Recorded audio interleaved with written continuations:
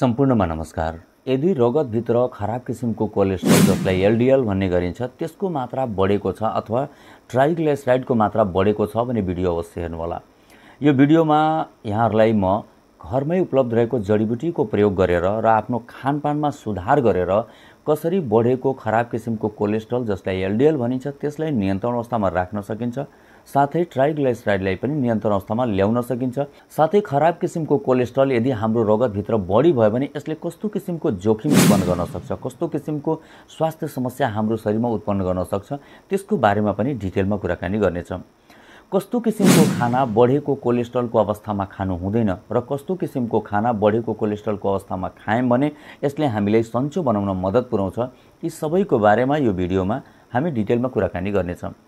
Video अत्यन्त जानकारीमूलक छ, त्यसकारण भिडियोलाई अन्तिमसम्म हेर्नुहोला। यदि च्यानलमा नयाँ हुनुहुन्छ भने सबभन्दा पहिला च्यानललाई सब्स्क्राइब गरिदिनु होला ताकि यस्तो किसिमको भिडियो बनाउने बित्तिकै सबभन्दा पहिला तपाईसँग पुगोस्। कोलेस्ट्रोल जसलाई एलडिएल भन्ने गरिन्छ, जसलाई खराब किसिमको कोलेस्ट्रोल भन्ने गरिन्छ, यसको मात्रा आवश्यकताभन्दा बढी भयो भने यसले हाम्रो स्वास्थ्यमा विभिन्न किसिमको गम्भीर जोखिम उत्पन्न गर्न सक्छ। खास गरेर यसले मुटु सम्बन्धी समस्या उत्पन्न गर्न सक्छ। बढेको जुन कोलेस्ट्रोल छ यसलाई आफ्नै घरमा कसरी नियन्त्रण गर्न सकिन्छ, यसको लागि एनआईएच को मैले रिसर्च हेरेँ। एनआईएच को रिसर्चले के भनेको छ कि केही यस्ता जडीबुटीहरू छन् जुन हाम्रो घरमा उपलब्ध छ र त्यसको यदि हामी राम्रो तरिकाले सेवन गर्यौँ भने हाम्रो बढेको कोलेस्ट्रोललाई यसले नियन्त्रण गर्न हामीले मद्दत पुर्याउँछ। एउटा कुरा म यहाँ के क्लियर गरिदिन चाहन्छु, यदि तपाईको रगतभित्र खराब किसिमको कोलेस्ट्रोल बढेको छ र डाक्टरको सल्लाहअनुसार औषधिको सेवन गरिराख्नु भएको छ भने त्यस्तो अवस्थामा औषधिको सेवन निरन्तर गरिराख्नु होला र त्यसको साथसाथै यो जडीबुटीको पनि सेवन गरिराख्नु होला र यो जडीबुटीको सेवन औषधिको सेवन गरिरहँदा केही समय पश्चात आफ्नो रगत गएर जचाउनु होला। यदि रगतभित्र कोलेस्ट्रोलको मात्रा एकदमै नियन्त्रण अवस्थामा छ भने रिपोर्ट एकपटक आफ्नो चिकित्सकलाई देखाउनु होला र डाक्टरको सल्लाहअनुसार मात्र आफ्नो औषधिलाई घटाउने अथवा बढाउने अथवा छोड्ने निर्णय लिनु होला। किन भन्दाखेरि यो भिडियोको आधारमा तपाईको कोलेस्ट्रोल कति छ, कति दिनदेखि बढेको छ, कस्तो औषधि खाइराख्नु भएको छ, सबै कुरा यहाँबाट क्लियर गर्न मिल्दैन। रगतभित्र बढेको कोलेस्ट्रोललाई कम गर्नको लागि एनआईएच को रिसर्चले देखाए अनुसार सबैभन्दा एक नम्बरमा रहेको छ मेथी दानाको प्रयोग। एक चम्चा मेथी दानालाई लिएर सफासँग धोएर यसलाई एक गिलास पानीमा साँझको टाइममा भिजाएर राखेर भोलि बिहान उठेर यही दाना चबाई चबाई सेवन गरेर त्यो पानीको हामी सेवन गर्यौं भने यसले रगतभित्र बढेको कोलेस्ट्रोललाई कम गर्न हामीले धेरै हदसम्म मद्दत पुर्याउँछ। किनभने यसमा प्रशस्त मात्रामा फाइबर रहेको हुन्छ। फाइबरले जहिले पनि रगतभित्र रहेको जुन कोलेस्ट्रोल छ यसलाई नियन्त्रण अवस्थामा राख्न मद्दत पुर्याउँछ। साथै आन्द्राबाट कोलेस्ट्रोलको जुन शोषण छ त्यसलाई पनि कम गर्न यसले मद्दत पुर्याउने कार्य गर्छ। एनआईएच को रिसर्च अनुसार दोस्रो नम्बरमा रहेको छ अदुवाको सेवन। यदि अदुवा हामी निश्चित मात्रामा नियमित रूपमा सेवन गर्यौं भने यसले रगतभित्र बढेको जुन कोलेस्ट्रोल छ त्यसलाई नियन्त्रण गर्न हामीले धेरै हदसम्म मद्दत पुर्याउँछ। 1 इन्चको फ्रेश अदुवाको टुक्रालाई लिएर राम्रोसँग धोएर सफा गरेर यसलाई कुटेर यसको पेस्ट बनाउने र यसलाई 1.5 कप पानीमा राखेर उमाल्ने। उमालिसके पछाडि यसलाई फिल्टर गरेर एउटा कपमा राख्ने। दैनिक 1 कप यसलाई बिहानको समयमा खाली पेट सेवन गर्ने भने यसले रगतभित्र बढेको जुन कोलेस्ट्रोल छ त्यसलाई कम गर्न मद्दत पुर्याउँछ। साथै यसले मुटुलाई निरोगी र स्वस्थ राख्न पनि मद्दत पुर्याउँछ। यसले रगत नलीलाई चौडा बनाउन पनि हामीलाई मद्दत पुर्याउने कार्य गर्छ। तेस्रो नम्बरमा रहेको छ काँचो लसुनको दाना, यानी कि काँचो लसुनको 2 देखि लिएर 3 वटा दाना दैनिक हामी खानाको साथमा चबाएर अथवा चटनीमा मिसाएर सेवन गर्यौं भने यसले रगतभित्र बढेको खराब किसिमको कोलेस्ट्रोललाई कम गर्न हामीलाई मद्दत पुर्याउँछ। चौथो नम्बरमा रहेको छ अर्जुनको बोक्राको चिया। अर्जुन एउटा बिरुवा हो जुन हाम्रो गाउँघरमा उपलब्ध रहेको हुन्छ। अर्जुनको बोक्रा ल्याउने र त्यसले हल्का घाम छायामा सुकाउने, सुकिसके पछाडि यसलाई कुटेर पाउडर बनाएर एउटा बट्टामा राख्ने।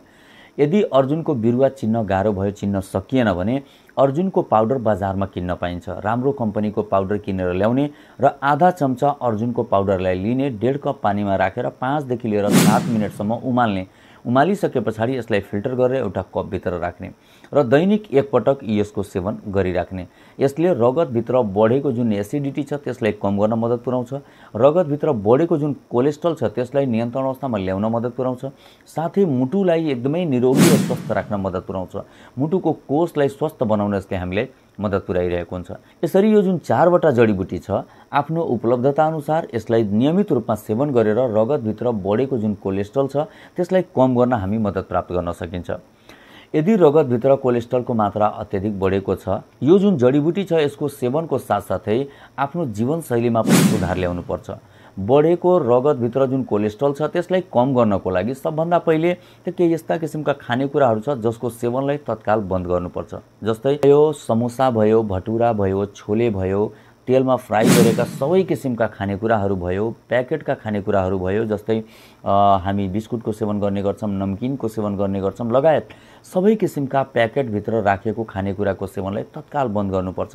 फ्राई गरेका सबै किसिमका बाजारिया खानेकुराको सेवन तत्काल बन्द गर्नुपर्छ, किनभने बाजारमा पाउने जति पनि फ्राई गरेका खानेकुराहरू छ त्यसको सेवन गर्दा त्यसबाट ट्रान्स फ्याट हाम्रो शरीरलाई प्राप्त हुने गर्छ र ट्रान्स फ्याटले बडा तीव्र गतिमा हाम्रो कोलेस्ट्रलको मात्रालाई बढाउन हामीलाई सहयोग पुर्याइरहेको हुन्छ। त्यसकारण यी सबै बजारिया खानेकुराको सेवनलाई सबभन्दा पहिले बन्द गरिदिनुपर्छ। यदि अल्कोहलको सेवन गर्दै हुनुहुन्छ अथवा चुरोटको सेवन गर्दै हुनुहुन्छ भने त्यसको सेवनलाई तत्काल बन्द गरिदिनुपर्छ, नाइ भने यसले रगतभित्र खराब किसिमको कोलेस्ट्रललाई बढाइरहन हामीलाई सहयोग पुर्याइरहेको हुन्छ। रातो मासुको सेवनलाई बन्द गरिदिनुपर्छ अथवा त्यस्तो किसिमको मासु जसमा प्रशस्त मात्रामा फ्याट रहेको हुन्छ त्यसको सेवनलाई बन्द गरिदिनुपर्छ। भरपूर मात्रामा फ्याट भएको दुधको सेवनलाई पनि बन्द गरिनुपर्छ, किनभने दुधबाट प्राप्त हुने जुन फ्याट छ यसले पनि कोलेस्ट्रललाई बढाउन एकदमै मद्दत पुर्याइरहेको हुन्छ। त्यसकारण यसको सेवनलाई पनि बन्द गरिदिनुपर्छ। अब यहाँ प्रश्न आउँछ, यी सबै खानेकुराहरू बन्द गरिदिने भने कस्तो किसिमको खानेकुरा यस्तो अवस्थामा खानुपर्छ जसले हाम्रो रगतभित्र कोलेस्ट्रलको मात्राले बढ्न दिँदैन, यानि कि बढ्नबाट रोक्न हामीले मद्दत पुर्याउँछ? हो, यो जान्न अत्यन्त जरुरी छ। यदि रगतभित्र खराब किसिमको कोलेस्ट्रल बढेको अवस्था छ भने यस्तो अवस्थामा हामी अनसेचुरेटेड फ्याट भएको खानेकुरा सेवन गर्यौं भने यसले रगतभित्र कोलेस्ट्रलको मात्रा बढ्नबाट रोक्न हामीले मद्दत पुर्याउँछ। जस्तै खाने तेलको कुरा गर्ने भने हामी शुद्ध सूर्यमुखीको तेलको प्रयोग गर्न सकिन्छ, यसमा अनसेचुरेटेड फ्याट प्रचुर मात्रामा रहेको हुन्छ। हामी शुद्ध तोरीको तेल प्रयोग गर्न सकिन्छ, यसमा पनि अनसेचुरेटेड फ्याट प्रचुर मात्रामा रहेको हुन्छ। हामी जैतुनको तेल प्रयोग गर्न सकिन्छ, यसमा पनि अनसेचुरेटेड फ्याट प्रचुर मात्रामा रहेको हुन्छ। हामीसँग यदि प्रशस्त पैसा छ भने हामी एभोकाडोको तेल प्रयोग गर्न सकिन्छ, यसमा भरपूर मात्रामा अनसेचुरेटेड फ्याट र ओमेगा 3 फ्याटी एसिड रहेको हुन्छ। यी सबै जुन तेलको बारेमा मैले कुरा गरेँ यसलाई आफ्नो खानामा यानि कि खाना पकाउनमा यसको प्रयोग गरियो भने यसले हाम्रो रगतभित्र बढेको कोलेस्ट्रललाई नियन्त्रण अवस्थामा ल्याउन हामीलाई सहयोग पुर्याउने कार्य गर्छ। यसको साथसाथै त्यस्तो किसिमको मासु जसमा फ्याटको मात्रा एकदमै कम हुन्छ, जस्तै सेतो जुन कुखुराको मासु छ त्यसको प्रयोग गर्न सकिन्छ, यसले रगतभित्र कोलेस्ट्रल बढ्नबाट रोक्न हामीलाई सहयोग पुर्याउँछ। मोटो माछाको प्रयोग गर्न सकिन्छ, यसमा ओमेगा 3 फ्याटी एसिड रहेको हुन्छ, यसले पनि रगतभित्र कोलेस्ट्रलको मात्रालाई रोक्न हामीलाई मद्दत पुर्याउने कार्य गर्छ।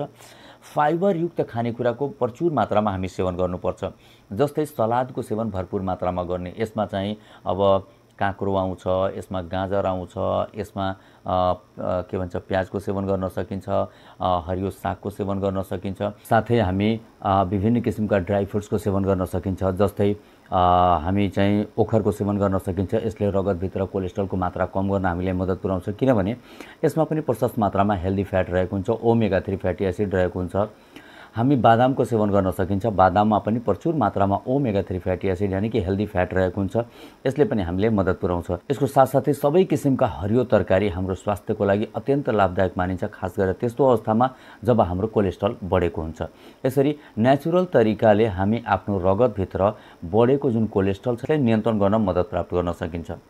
यसको साथसाथै साथीहरू, यदि दैनिक हामी 35 मिनेटदेखि लिएर 45 मिनेटसम्म पैदल हिँड्ने गर्यौं अथवा प्राणायाम योगाहरू गर्ने गर्यौं भने यसले पनि हाम्रो रगतभित्र बढेको जुन कोलेस्ट्रल छ त्यसलाई कम गर्न हामीले धेरै हदसम्म सहयोग पुर्याउने कार्य गर्छ। आशा गरेछु यो भिडियोले पक्कै पनि धेरै हदसम्म लाभ पुर्याउनेछ। यदि भिडियो राम्रो लागेको छ भने यसलाई लाइक गर्नुहोला, धेरैजनाको बीचमा यसलाई सेयर गरिदिनु होला। धेरै धेरै धन्यवाद। नमस्कार।